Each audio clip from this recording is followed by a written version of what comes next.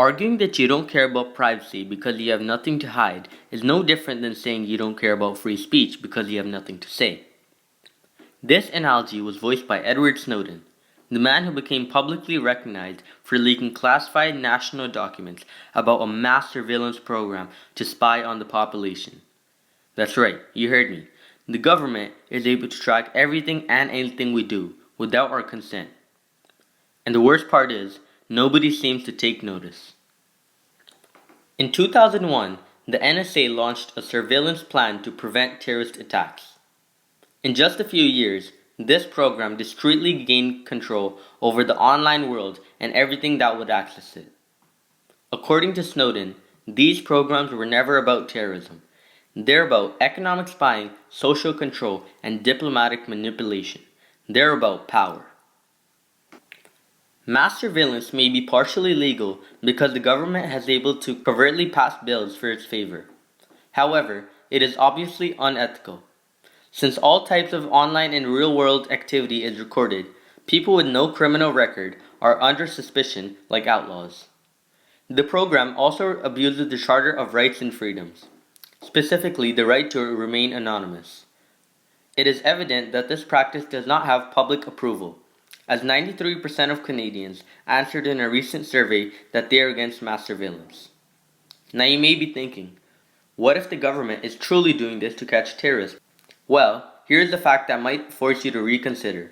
The NSA mass surveillance program has never stopped a terrorist attack since its establishment in 2001.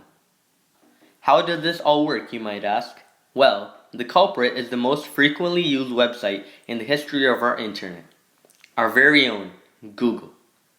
Google collects something called metadata, which is data collected by a device. This information contains everything about you, including where you went and what you search. Moreover, your phone's camera, mic, and location are used to record video, call, and your location, respectively, all without your permission. Google creates a detailed profile about you with these reports and sells it to advertisers for about only $12. This algorithm is responsible for those relevant ads you encounter on the web.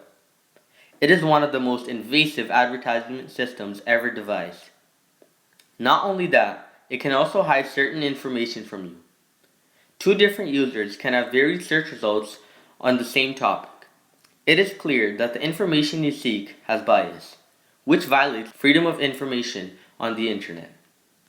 Mass surveillance is affecting us now more than ever. Yet, people aren't aware of the consequences. The situation we face today is similar to the state of the dystopian novel 1984, written by George Orwell. It depicts the tragedy of a society whose actions were under surveillance by the government. Once, a man attempted to secretly obtain freedom from this oppressing system and spark a revolution. However, he was captured and forced to obey the ways of society. As this situation becomes more relevant, the freedom of speech will become an unattainable fantasy, and society will never be able to thrive under the reign of a few powerful men.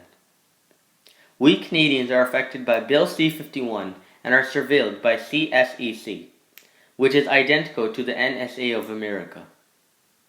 We are no less endangered.